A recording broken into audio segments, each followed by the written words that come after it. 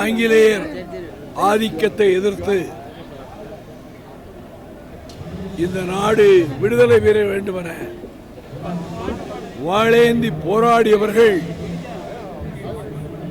தமிழ்நாட்டு மன்னர்களும் வீரர்களும் தான். அதுவும் தெற்கு சீமை தலைமை தாங்கியது.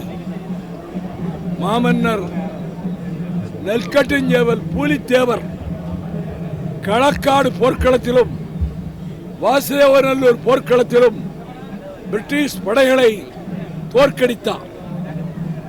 கடைசி போரில் சங்கரங்கோயில் ஆலயத்துக்குள்ளே சென்றவர் திரும்ப வெளியே வரவே இல்லை.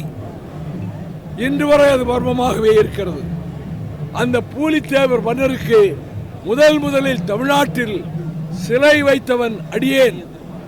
நானும் என் தம்பி ரவிச்சந்திரனும் மணிமண்டபம் கட்டி பூலித்தேவர் சிலையை நாங்கள் நிறுவினோம்.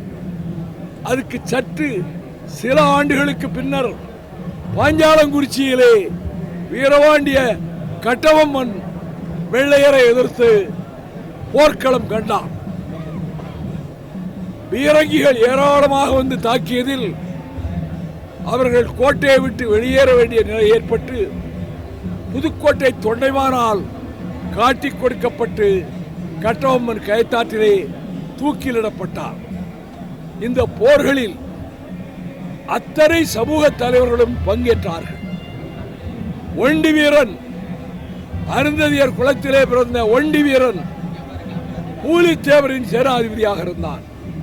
வெண்ணி காலாடி, தேவேந்திர குல சமூகத்தைச் சேர்ந்த வெண்ணி காலாடி, அவன் குடல் கிழிபட்டு கீழே கிடந்த போது எடுத்து போட்டுக்கொண்டு யுத்தம் செய்தான். என் தம்பி என்று பூலித்தேவர் அடைத்துக் கொண்டார். கட்டபொம்மன் படையில்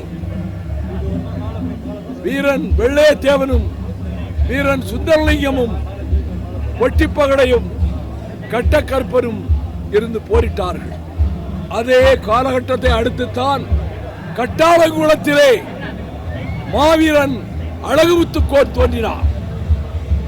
மற்ற மன்னர்களுக்கு ஏற்பட்ட முடிவை பற்றி அவர் கவலைப்படவில்லை.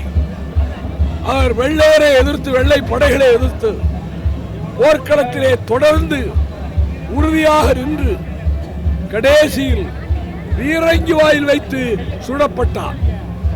அந்த வீரன் அழகுமுத்துக்கோன் வீரம் செறிந்த வரலாறும் வெள்ளையரை எதிர்த்த வரலாறும், அதற்கு பின்னர் கப்பலோட்டிய தமிழன் பாபு சிதம்பரம் பிள்ளை வெள்ளையை எதிர்த்து சுதேசி கப்பல் கம்பெனி நடத்தினார். வாஞ்சிநாதன் மணியாச்சிலே ஆஸ்துரையை சுட்டுக் கொண்டான். அவன் செங்கோட்டையைச் சேர்ந்தவன்.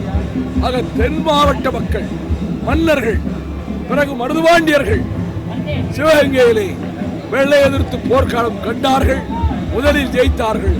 500 பேர் தூக்கிலிடப்பட்டார்கள். இந்த வீர வரலாறை நினைவூட்டுகிற போது வீரன் அழகுமுத்துக்கோன் அந்த வரிசையில் இருக்கிற முக்கியமான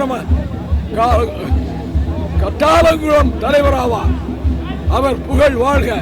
269வது இந்த குருபூஜை நாளில் வீரன் அழகுமுத்தோருக்கு புகழ் வணக்கம் செலுத்தி அவர் கீர்த்தியும் புகழும் இந்த மாவீரர்கள் வரிசையில் எந்நாளும் தொடர்ந்து நிலைத்து நிற்கும்.